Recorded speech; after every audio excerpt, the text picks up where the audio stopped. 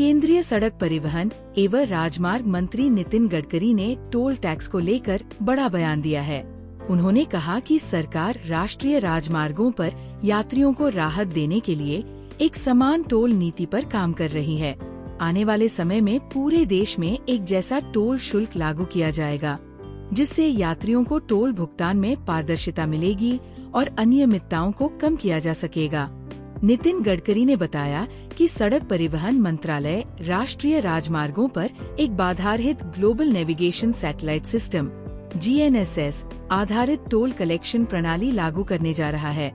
इस नई प्रणाली से यात्रियों को टोल प्लाजा पर रुकने की जरूरत नहीं होगी और टोल शुल्क सीधे वाहन की लोकेशन के आधार पर लिया जाएगा। इससे टोल प्लाजा पर लगने वाली लंबी कतारों से छुटकारा मिलेगा और टोल प्रक्रिया तेज और प्रभावी होगी। उन्होंने बताया कि सरकार यात्रियों की शिकायतों को गंभीरता से ले रही है और सोशल मीडिया पर की गई शिकायतों के आधार पर ठेकेदारों के खिलाफ कड़ी कार्रवाई की जा रही है।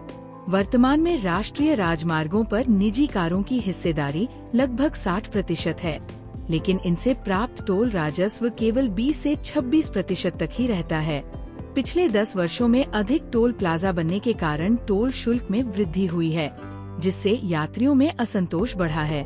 भारत में कुल टोल संग्रह 2023 से 24 में 64,809.86 करोड़ रुपए तक पहुंच गया, जो पिछले वर्ष की तुलना में 35% अधिक है। वर्ष 2019 से 20 में ये आंकड़ा 27,503 करोड़ रुपए था। नितिन गडकरी ने ये भी भरोसा जताया कि राष्ट्रीय राजमार्ग मंत्रालय 2020 से 21 में प्रतिदिन 37 किलोमीटर राजमार्ग निर्माण के रिकॉर्ड को इस वित्त वर्ष में पार कर लेगा।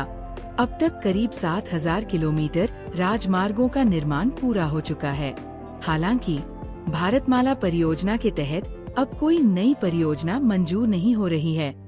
गडकरी ने बताया कि पहले मंत्रालय को 3,000 करोड़ रुपए तक की परियोजनाओं को स्वीकृति देने का अधिकार था, लेकिन अब 1,000 करोड़ रुपए से अधिक की किसी भी परियोजना के लिए सरकार से मंजूरी लेनी होगी।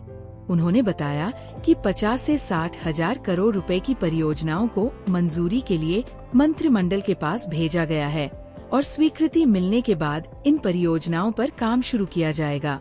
दिल्ली विधानसभा चुनाव को लेकर पूछे गए सवाल पर नितिन गडकरी ने कहा कि इस बार दिल्ली में भाजपा की सरकार बनेगी, क्योंकि आम आदमी पार्टी की सरकार से जनता नाराज है। दिल्ली में 5 फरवरी को मतदान होगा और 8 फरवरी को नतीजे घोषित किए जाएंगे।